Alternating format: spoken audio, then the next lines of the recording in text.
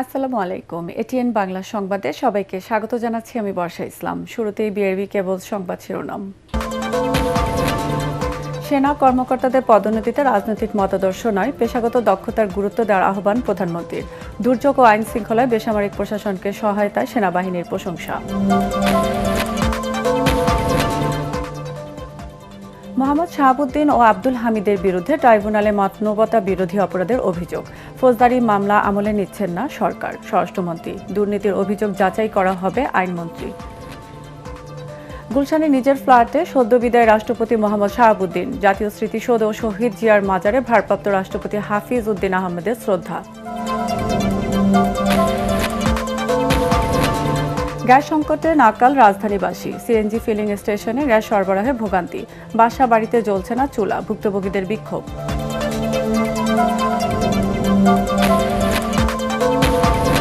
এবং বিশেষ চাহিদা সম্পন্ন শিশুদের পুনর্বাসনে উপজেলা পর্যায়ে হাসপাতাল ও স্কুল নির্মাণের প্রতিশ্রুতি দুই মন্ত্রীর। সহায়তার আশ্বাস ATN Bangla chairman doctor Mahfuzur রহমানের। শুনছিলেন বিআরবি কেবল সংবাদ শিরোনাম, এবার বিস্তারিত। রাজনৈতিক মতাদর্শ ও ব্যক্তিগত পছন্দ অপছন্দের ঊর্ধ্বে থেকে পেশাগত দক্ষতা, নেতৃত্বের গুণাবলী, শৃঙ্খলা, সততা, বিশ্বস্ততা ও আনুগত্যের ভিত্তিতে সেনা সদস্যদের পদোন্নতি দেওয়ার নির্দেশ দিয়েছেন প্রধানমন্ত্রী তারেক রহমান। সেনা সদর দপ্তরে সেনা সদর নির্বাচনী পর্ষদ 2026 প্রথম পর্বের উদ্বোধনী অনুষ্ঠানে তিনি এই নির্দেশনা দেন। এই পদোন্নতি পর্ষদে সেনাবাহিনীর ব্রিগেডিয়ার জেনারেল এবং লেফটেন্যান্ট কর্নেল হতে কর্নেল পদবীর যোগ্য কর্মকর্তারা পরবর্তী পদোন্নতির জন্য বিবেচিত হবেন। অনুষ্ঠানস্থলে পৌঁছালে প্রধানমন্ত্রীকে স্বাগত জানান সেনা প্রধান জেনারেল ওয়াকার উজ্জামান। এ সময় প্রধানমন্ত্রীর প্রতিরক্ষা উপদেষ্টা অবসরপ্রাপ্ত brigadier general doctor AKM Shamsul Islam এবং শীর্ষ সামরিক কর্মকর্তারা উপস্থিত ছিলেন। এ সময় প্রধানমন্ত্রী সেনাবাহিনীর কর্মকর্তাদের সাথে ফটো সেশনে অংশ নেন এবং পরিদর্শন বইয়ে মন্তব্য লিপিবদ্ধ করেন।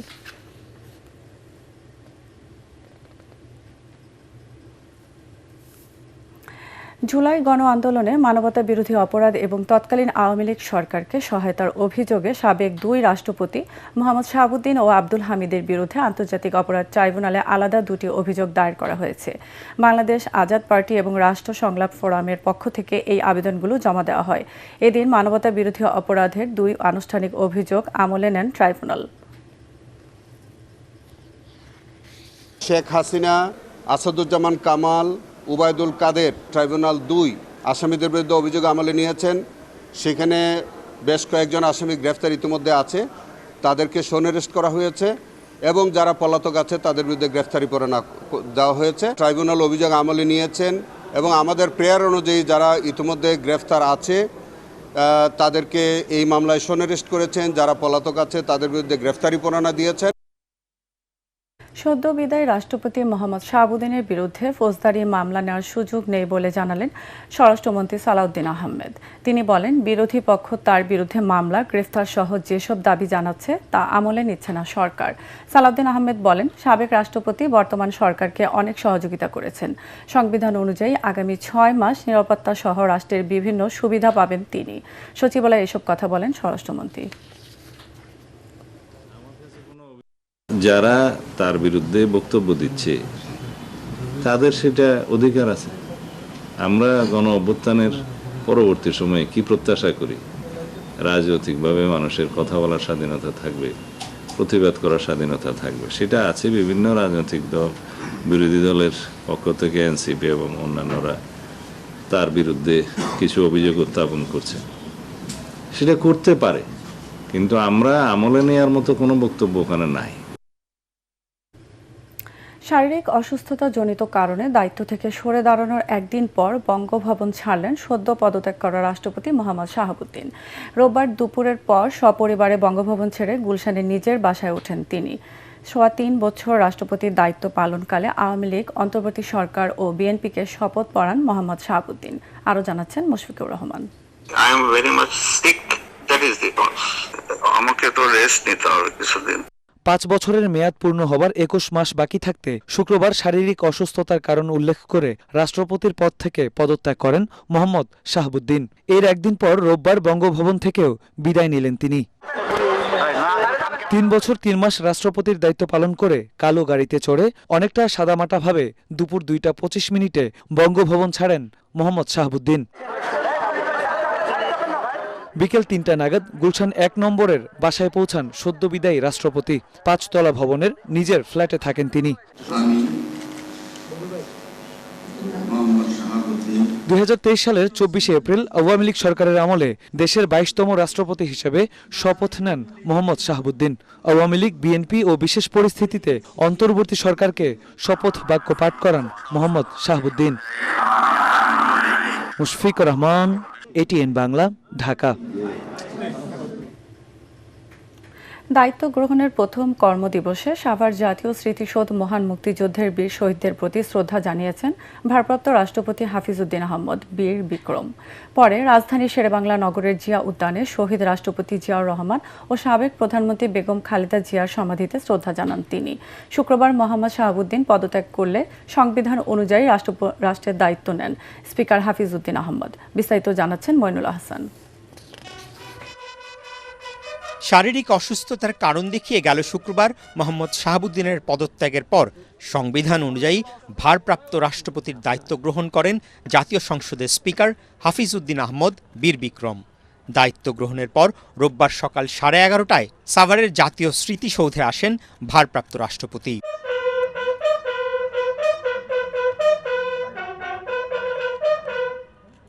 পুষ্পস্তবক অর্পণ করার মাধ্যমে মহান মুক্তিযুদ্ধের বীর শহীদদের প্রতি গভীর শ্রদ্ধা নিবেদন করেন হাফিজউদ্দিন আহমদ। কিছুক্ষণ নীরবে দাঁড়িয়ে শহীদদের স্মৃতির প্রতি সম্মান জানান রাষ্ট্রপ্রধান। পরে স্মৃতিসৌধ প্রাঙ্গণে রাখা দর্শনার্থী বইয়েও স্বাক্ষর করেন তিনি। স্মৃতিসৌধ থেকে সরাসরি রাজধানীর শেরেবাংলা নগরে জিয়া উদ্যানে আসেন ভারপ্রাপ্ত রাষ্ট্রপতি হাফিজউদ্দিন আহমদ বীর বিক্রম। বিএনপির প্রতিষ্ঠাতা শহীদ রাষ্ট্রপতি জিয়াউর রহমান এবং সাবেক প্রধানমন্ত্রী বেগম খালেদা জিয়ার সমাধিতে পুষ্পস্তবক অর্পণ করে শ্রদ্ধা জানান ভারপ্রাপ্ত রাষ্ট্রপতি। মরহুমের আত্মার মাগফিরাত কামনা করে মোনাজাতে অংশ নেন তিনি। এ সময় ভারপ্রাপ্ত রাষ্ট্রপতির সঙ্গে মুক্তিযুদ্ধ প্রতিমন্ত্রী, সরকারের ঊর্ধ্বতন কর্মকর্তারা উপস্থিত ছিলেন। আগামী সেপ্টেম্বরে জাতীয় সংসদের পরবর্তী অধিবেশনে নতুন রাষ্ট্রপতি নির্বাচিত করা হবে। তার আগ পর্যন্ত ভারপ্রাপ্ত হিসেবে হাফিজউদ্দিন আহমদ দায়িত্ব পালন করে যাবেন। মইনুল আহসান, ATN বাংলা, ঢাকা। সদ্য সাবেক রাষ্ট্রপতির বিরুদ্ধে দুর্নীতি দমন কমিশনের চেয়ারম্যান ও ইসলামী ব্যাংকের পরিচালক থাকাকালীন ওঠা বিভিন্ন দুর্নীতির অভিযোগ সরকার যাচাই বাছাই করছে বলে জানিয়েছেন আইনমন্ত্রী মোহাম্মদ আসাদুজ্জামান। তিনি বলেন, জনদাবি বিবেচনায় অভিযোগগুলোর তদন্ত শেষে প্রয়োজনীয় আইনি পদক্ষেপ নেওয়া হবে। চট্টগ্রাম জেলা আইনজীবী সমিতির নবীনবরণ ও প্রশিক্ষণ কর্মশালায় অংশ নিয়ে সাংবাদিকদের প্রশ্নের জবাবে তিনি এসব কথা বলেন। আইনমন্ত্রী বলেন, অন্যায়ভাবে কেউ কষ্ট পাক সরকার চায় না। আমাদের সরকার সব কিছু যাচাই বাছাই করে সঠিক সময় সঠিক সিদ্ধান্তটা নেবেন, এতটুকু ভরসা সরকার প্রধান এবং আমাদের উপরে আপনাদের রাখতে হবে। আমরা একদিকে যেমন জনদাবিকে গুরুত্ব দেব, একই সাথে আমরা কাউকে অন্যায় স্বীকারক সেটাও চাব না। তীব্র গ্যাস সংকটে নাকাল রাজধানীবাসী। সিএনজি ফিলিং স্টেশনগুলোতে গ্যাস সরবরাহের ভোগান্তির পাশাপাশি বাসা বাড়িতেও জ্বলছে না চুলা। রান্নাবান্না না হয় খেয়ে না খেয়েই দিন কাটাতে হচ্ছে কর্মজীবী মানুষদের। ত্রুটির কারণে মহেশখালীর LNG টার্মিনালে গ্যাস সরবরাহ বন্ধ থাকায় এই সমস্যার সৃষ্টি হচ্ছে বলে দাবি কর্তৃপক্ষের। ভুক্তভোগীদের দাবি, সরকার যেন সমস্যা নিরসনে দ্রুত ব্যবস্থা গ্রহণ করে। রিপোর্ট করছেন সাজ্জাদ জাহান। তরলীকৃত প্রাকৃতিক গ্যাস LNG সরবরাহ ব্যাহত হওয়ায় রাজধানী জুড়ে দেখা দিয়েছে গ্যাস সংকট। কয়েকদিন ধরে বিভিন্ন ফিলিং স্টেশনে ভোগান্তির এমন চিত্র দেখা যাচ্ছে। ফিলিং স্টেশনগুলোতে ঘন্টার পর ঘন্টা অপেক্ষা করেও মিলছে না পর্যাপ্ত গ্যাস। সিএনজি চালিত যানবাহনের চালকরা বলছেন, ভোররাত থেকেই লাইনে দাঁড়িয়ে অপেক্ষা করছেন। গ্যাস সংকটের প্রভাব পড়েছে চালকদের আয় রোজগারেও। একদিন বন্ধ গেলে কিস্তি দিতে বাইতে জায়গা, সপ্তাহ কিস্তি আছে 2500-3000 টাকা। এই যে তেল লইয়া ঝামেলা হইলো, তেল লইয়া ঝামেলার পরে তেল দাম বাড়ার পরে সব ঠিক হয়ে গেল, এখন গ্যাসে ঝামেলা লাগতেছে। যদি গ্যাস না দেন, টোটাল পাম্প বন্ধ করে দেন, আমাকে ভোগান্তি করেন না। পাম্প কর্তৃপক্ষ বলছে, গ্যাসের চাপ কম থাকায় চাহিদা অনুযায়ী সরবরাহ করা সম্ভব হচ্ছে না। গ্যাসের ফ্লো যে পরিমাণ প্রেসার লাগবে আমাদের মেশিন চালাতে, ওই পরিমাণ প্রেসার আমরা পাচ্ছি না, মানে ইনলেটটা ওই পরিমাণ পাচ্ছি না। এজন্য আমাদের মেশিন বন্ধ থাকে, এজন্য আমরা সার্ভিস দিতে পারছি না। একই চিত্র বাসাবাড়িতেও। রাজধানীর অনেক আবাসিক এলাকায় আগে থেকে গ্যাস সংকট থাকলেও গত কয়েকদিনে তা আরও তীব্র হয়েছে। রান্নাবান্না করতে না পারায় ব্যাহত হচ্ছে স্বাভাবিক জীবনযাত্রা। সকালবেলা নাস্তা করা যায় না, দুপুরে রান্না করলো অল্প অল্প একটু আগুন আসে। এই বন খেয়ে আমার দুপুরবেলা থাকতে হবে, এখন কখন গ্যাস আসবে সেটা তো বলা যায় না।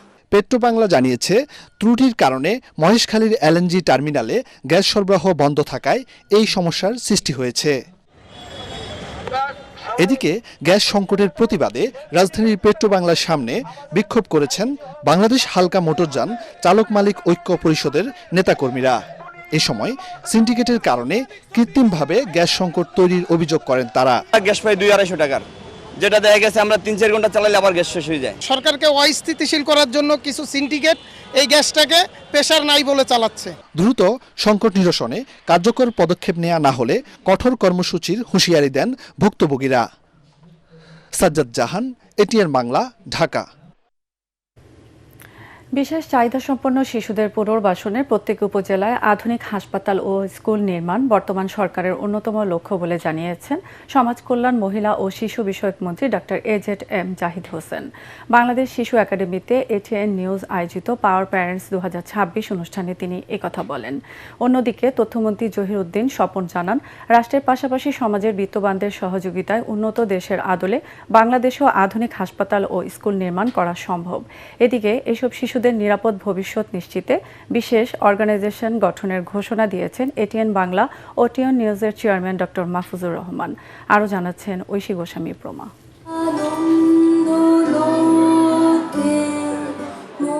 বিশেষ চাহিদা সম্পন্ন সন্তানকে বড় করে তোলার পেছনে বাবা মায়ের ত্যাগ, সংগ্রাম ও নিঃস্বার্থ ভালোবাসার স্বীকৃতি জানাতে এটিএন বাংলা ও এটিএন নিউজের চেয়ারম্যান ডক্টর মাহফুজুর রহমানের উদ্যোগে অনুষ্ঠিত হয়েছে পাওয়ার প্যারেন্টস 2026।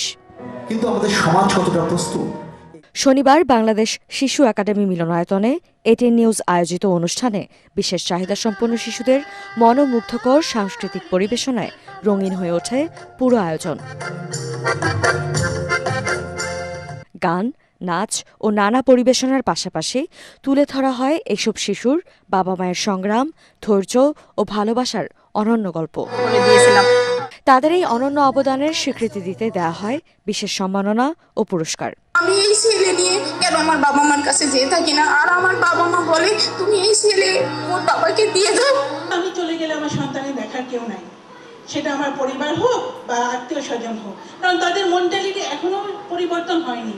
অনুষ্ঠানে এটিএন বাংলার পরিচালক হাসান আহমেদ চৌধুরী কিরণ বিশেষ চাহিদা সম্পন্ন শিশুদের দক্ষ ও আত্মনির্ভর করে গড়ে তুলতে প্রত্যেক উপজেলায় বিশেষায়িত স্কুল ও হাসপাতাল নির্মাণে সরকারকে আহ্বান জানান। ফ্যামিলি কার্ড এবং কৃষক কার্ডকে আরও সম্প্রচারণ করে বিশেষ চাহিদা সম্পন্ন এই শিশুদের, এই আমাদের সন্তানদেরকে কিভাবে আরও বেশি সম্পৃক্ত করা যায় সে বিষয়ে আমি মাননীয় মন্ত্রী মহোদয়ের কাছে অনুরোধ করতে চাই। সমাজ কল্যাণ, মহিলা ও শিশু বিষয়ক মন্ত্রী ডাক্তার এজেড.এম জাহিদ হোসেন বলেন, বিশেষ চাহিদা সম্পন্ন শিশুদের সমাজের মূলধারায় সম্পৃক্ত করতে দেশের 597টি উপজেলায় পর্যায়ক্রমে আধুনিক হাসপাতাল ও বিশেষায়িত স্কুল প্রতিষ্ঠার পরিকল্পনা রয়েছে সরকারের।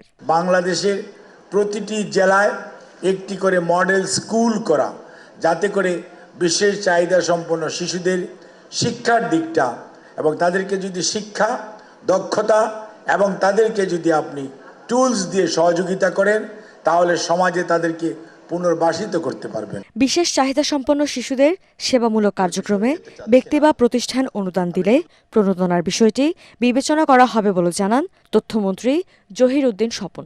এই ধরনের সেবামূলক কাজে যারা অনুদান দিবেন তাদেরকে কিভাবে ট্যাক্স থেকে মুক্ত রাখা হবে এবং বরঞ্চ প্রণোদনা দেওয়া হবে সেই আইনও আমরা করেছি।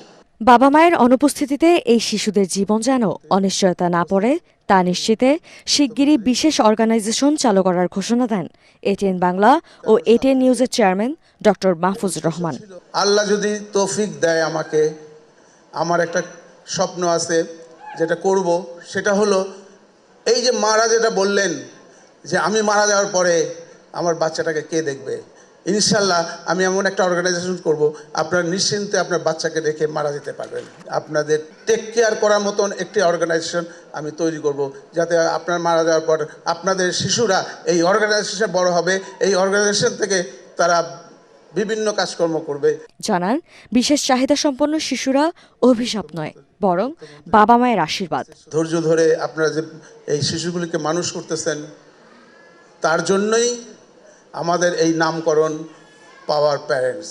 সবার সম্মিলিত প্রচেষ্টাই পারে তাদের সুন্দর ভবিষ্যৎ নিশ্চিত করতে। তাই সমাজের বিত্তবানদের এগিয়ে আসার আহ্বানও জানান ডক্টর মাহফুজুর রহমান। পরিচিতি করে দেওয়া। ঐশী গোস্বামী প্রমা, এটিএন বাংলা, ঢাকা। লন্ডভন্ড রাজনৈতিক, সামাজিক ও অর্থনৈতিক অচলাবস্থা উদ্ধারে ফ্যাসিবাদ বিরোধী সব পক্ষকে ঐক্যবদ্ধ থাকার আহ্বান জানিয়েছেন debate for democracy chairman Hasan Ahmed Chowdhury Kiron. রাজধানীতে বিপ্লবী ওয়ার্কার্স পার্টির সাধারণ সম্পাদক সাইফুল হকের জন্মবার্ষিকী উপলক্ষে আয়োজিত অনুষ্ঠানে তিনি এ তাগিদ দেন। এ সময় সাইফুল হক বলেন, প্রধানমন্ত্রী তারেক রহমানের দূরদৃষ্টি সম্পন্ন নেতৃত্ব অব্যাহত থাকলে কাঙ্ক্ষিত সুশাসন প্রতিষ্ঠিত হবে। মিজান শাহজানের রিপোর্ট। বিপ্লবী ওয়ার্কার্স পার্টির সাধারণ সম্পাদক সাইফুল হকের ৭০তম জন্মবার্ষিকী উপলক্ষে কালের দাবি প্রকাশনা সম্পাদিত বিশেষ সংকলন গ্রন্থ সাইফুল হক যে জীবন মানুষের তরে এর মোড়ক উন্মোচন অনুষ্ঠান। এতে যোগ দেন রাজনীতিবিদ, সাংবাদিক সহ নাগরিক সমাজের প্রতিনিধিরা। ফ্যাসিবাদ বিরোধী ঐক্য ধরে রাখার তাগিদ দিয়ে গণফোরাম সভাপতি অ্যাডভোকেট সুব্রত চৌধুরী বলেন, সবার ঐক্য হয়েছিল বলেই হাসিনা সরকারের পতন ঘটে। ফ্যাসিস্ট হাসিনাকে বিতাড়িত করার জন্য আমরা সকলেই ঐক্যবদ্ধ ছিলাম। আমরা প্রতিশ্রুতি ছিল, আমাদের প্রতিজ্ঞা ছিল, আমরা আত্মাহুতি দেওয়ার জন্য সকলেই প্রস্তুত ছিলাম। আমাদের ১৭ বছরের আন্দোলন, জুলাই আগস্টের বিপ্লব, অভ্যুত্থান, এটাকেও আমাদের একটা জনগণের স্বার্থে কাজে লাগাতে হবে। নাগরিক ঐক্যের সভাপতি মাহমুদুর রহমান মান্না বলেন, আবেগ নয়, গণতান্ত্রিক দেশ গড়তে কঠিন চ্যালেঞ্জ মোকাবেলা করতে হবে সরকারকে। পৃথিবীর ইতিহাসে এরকম আর একটা উদাহরণ আছে কিনা আমি খুঁজে পাচ্ছি না। একদম বুক চিতিয়ে সামনে দাঁড়িয়ে বলতে পারে আমি গুলি খেতে রাজি আছি, গুলি নেয় তবু গণতন্ত্রের প্রশ্নে আপোষ করে না। তো সেই রকম এত বড় আত্মত্যাগের পরে আপনি কি চান? সেই রকম একটা দেশ তো চান যেই দেশে আমি মন খুলে কথা বলতে পারি, যা ভাবি তা বলি, কারো ক্ষতি করি না, কাউকে লজ্জা দিই না, কাউকে অপমান করি না, কিন্তু আমার বলবার অধিকার যাতে থাকে তার ব্যবস্থা থাকতে হবে। বিএনপি প্রতিহিংসার রাজনীতিতে বিশ্বাস করে না মন্তব্য করে ডিবেট ফর ডেমোক্রেসির চেয়ারম্যান হাসান আহমেদ চৌধুরী কিরণ বলেন, ঐক্যে ফাটল ধরলে মাথাচাড়া দিতে পারে ফ্যাসিবাদী শক্তি। প্রতিহিংসার রাজনীতির কারণে বেগম খালেদা জিয়াকে জেল খাটতে হয়েছে, তাকে মৃত্যুবরণ করতে হয়েছে, তাকে মৃত্যুর দিকে ঠেলে দেওয়া হয়েছে। আমরা বিএনপি প্রতিহিংসার রাজনীতি করে না, জনাব তারেক রহমান সেই বিষয়ে তিনি বিশ্বাস করেন। আমরা আশা করি যে তাদের সাথে একসাথে যুগপৎ আন্দোলন করেছে সবাইকে নিয়ে এই দলটি এগিয়ে যাবে। মাননীয় প্রধানমন্ত্রী তার চীন এবং মালয়েশিয়া সফরের মাধ্যমে যে মুন্সিয়ানা দেখিয়েছেন, তাতে বাংলাদেশের অর্থনীতি ঘুরে দাঁড়াবার ক্ষেত্রে ম্যাজিক হিসাবে কাজ করবে। মাননীয় প্রধানমন্ত্রী যেভাবে তার ভারসাম্য রক্ষা করে চলছেন, আমি মনে করি আজকে আমাদের প্রতিবেশী রাষ্ট্র নিয়ে আমাদের যে ধরনের দ্বন্দ্ব আছে তারাও কিন্তু বুঝতে পারছে না এই জনগণের ভাষা কি, জনগণের মানুষ কি বলতে চায়। সমন্বিত উদ্যোগ নিয়ে জুলাই সনদকে অক্ষরে অক্ষরে বাস্তবায়নের তাগিদ দিয়েছেন বিপ্লবী ওয়ার্কার্স পার্টির সাধারণ সম্পাদক সাইফুল হক। বিএনপি এবং তারেক রহমানের জন্য একটা ঐতিহাসিক একটা সুযোগ তৈরি করেছে। একটা প্রগতিশীল, গণতান্ত্রিক, দেশপ্রেমী, একটা বহুত্ববাদী একটা রাষ্ট্রকে নেতৃত্ব দেওয়া, একটা বিশাল 19-20 কোটি মানুষকে নেতৃত্ব প্রদান করা। ইতিহাসের এই গুরুত্বপূর্ণ সময়ে এই সুযোগটা বিএনপি এবং তারেক রহমানের কাছে আছে। তারা যদি কাজে লাগাতে পারেন, ইতিহাসের স্বাক্ষর রাখবেন এবং আগামী কয়েক দশক বিএনপি এবং তারেক রহমানের এই ভূমিকাটা দেশবাসী শ্রদ্ধার সাথে স্মরণ করবেন। আলোচনা অনুষ্ঠান শেষে সাইফুল হক যে জীবন মানুষের তরে এর মোড়ক উন্মোচন করেন অতিথিরা।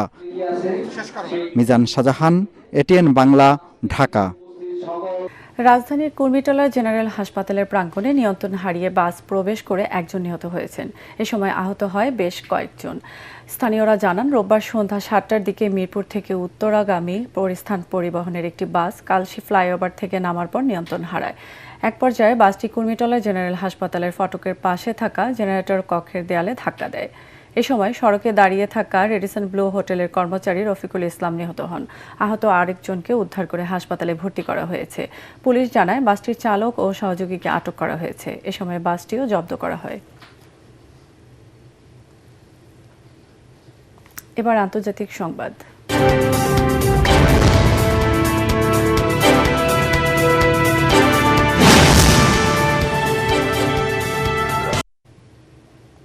আপাতত ইরানের বিরুদ্ধে যুক্তরাষ্ট্রের হামলা ব্যাপকভাবে বাড়ানোর পরিকল্পনা থেকে সরে এসেছেন মার্কিন প্রেসিডেন্ট ডোনাল্ড ট্রাম্প। ক্ষেপণাস্ত্র অন্য গোলাবারুদের মজুদ ফুরিয়ে যাওয়ার আশঙ্কাকে এর অন্যতম কারণ বলে মনে করা হচ্ছে। নিউ ইয়র্ক টাইমসের বিশেষ প্রতিবেদন এ তথ্য জানানো হয়। এদিকে যুক্তরাষ্ট্র যদি ইরানের উপর আবারও হামলা শুরু করে তবে এবার যুদ্ধের পরিধি আরও বিস্তৃত হবে বলে কড়া হুঁশিয়ারি দিয়েছেন ইরানি সেনাবাহিনী।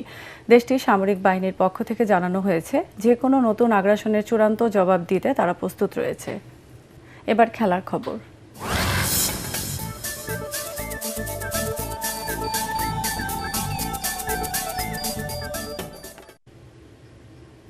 অস্ট্রেলিয়ার বিপক্ষে 2 ম্যাচের সিরিজকে সামনে রেখে প্রথম টেস্টের জন্য 15 সদস্যের দল ঘোষণা করেছে বাংলাদেশ ক্রিকেট বোর্ড বিসিবি। দলে ফিরেছেন সৌম্য সরকার ও জাকির আলী অনিক, আর বাদ পড়েছেন মাহমুদুল হাসান জয়। যথারীতি দলের নেতৃত্বে আছেন নাজমুল হোসেন শান্ত, আর সহ অধিনায়কের দায়িত্ব পালন করবেন মেহেদী হাসান মিরাজ। আগামী 13 আগস্ট ডারউইনে শুরু হবে 2 ম্যাচের সিরিজের প্রথম টেস্ট। সফরের জন্য আগামী 31 জুলাই অস্ট্রেলিয়ার উদ্দেশ্যে রওনা দেবে বাংলাদেশ ক্রিকেট দল।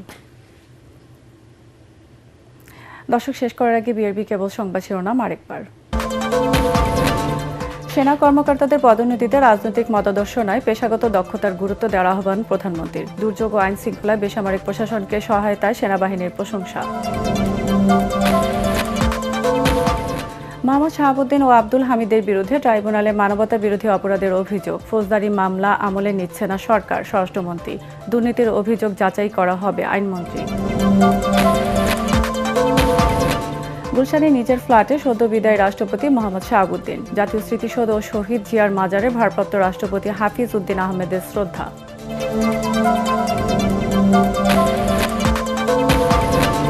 গ্যাস সংকটে নাকাল রাজধানীবাসী। সিএনজি ফিলিং স্টেশনে গ্যাস সরবরাহের ভোগান্তি। বাসাবাড়িতে জ্বলছে না চুলা, ভুক্তভোগীদের বিক্ষোভ।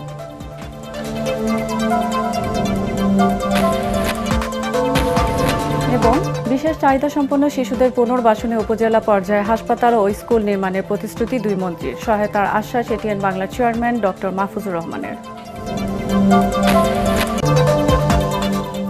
দর্শক, পরবর্তী সংবাদ দেখার আমন্ত্রণ জানিয়ে এখনকার মতো শেষ করছি। এটিএন বাংলা সংবাদ ইউটিউবে দেখতে ব্রাউজ করেন youtube/ATN বাংলা নিউজ। ধন্যবাদ সবাইকে।